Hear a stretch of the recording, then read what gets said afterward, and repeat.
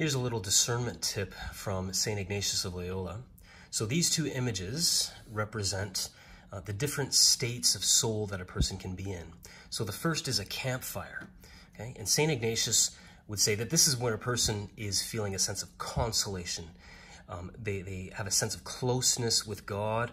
Things are clicking. There's a sense of peace and warmth. Okay? Conversely, the other image is a bed of ice, where a person finds themselves in a state of desolation. They feel far or distant from God, or they feel a sense of dryness in prayer. Things are just cold. For whatever reason, it doesn't mean that they're necessarily in a state of sin, but for whatever reason, they find themselves in a state of desolation. There's no shame in admitting this. It happens to the best of us. All the saints experience both of these states of soul. And St. Ignatius would say, for example, when a person's in a state of consolation, when they're feeling close with God, to pay attention to where their thoughts go. Because the thoughts that consistently arise from a state of consolation are most likely from the Lord. And the reason is because the Lord speaks most often and most clearly when a person's in a state of consolation, when they're at the campfire, as it were.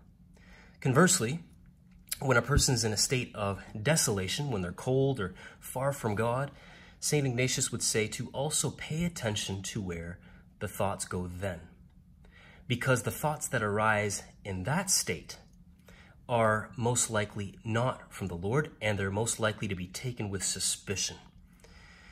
So this is the pattern. When a person is at the campfire, it's then that he or she ought to listen closely for the voice, as it were, the voice of God, because that's where the Lord speaks the most.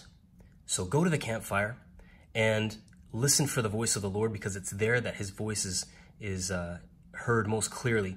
Now, the caveat to this is this can't be a one-off thing. Okay, so it can't be just a one-off feeling of warmth and closeness with God and you know what it is the Lord is asking you to do. No, this takes a respectable amount of time, a responsible amount of time. So look for consistency when at the campfire. Basically, the rule of thumb is go to the campfire. Do whatever you got to do to try to get yourself at the campfire in a state of consolation first.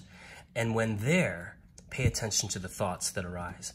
Because again, the thoughts that arise at the campfire, when a person's in a state of consolation or closeness with God, the thoughts that arise there are most likely coming from the Lord.